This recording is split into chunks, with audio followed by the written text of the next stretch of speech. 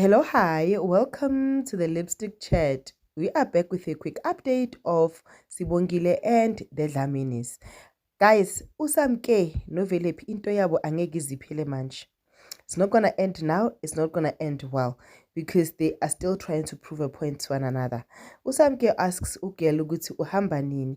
Ugel wathi hayi angihambi in what then ke uvelephi wayemsebenzini.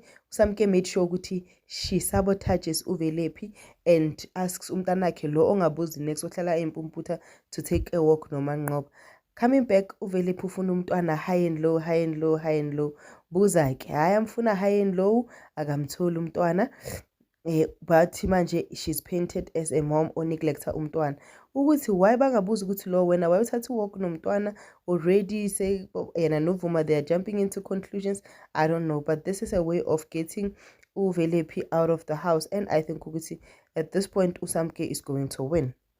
Ahambe ke uqaphelane aconvince I don't know uphakamani umntwana khona uqaphelane ubaba khona qaphelani phakamani but lapho ke ayoconvince ukwenza ukuthi ukwenza kayenza imbeleko.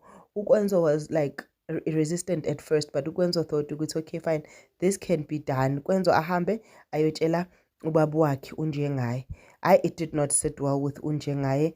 Unjengaye is like drinking himself to sorrow, and I'm asking myself ukuthi this is an opportunity for you to be happy with uNomfundo. Why are you even bothered? Why are you at your house drinking yourself to your miseries while you should be having your best life with uNomfundo, the woman that you honestly really love? Why subject yourself to this pain? But that is what he's currently going through. Will imbeleko iyenzakale at last, or will unjengaye say no? While umkavusi ke lapha ubhizi uyaphinga, yes, ugirl uyajola left, right and center.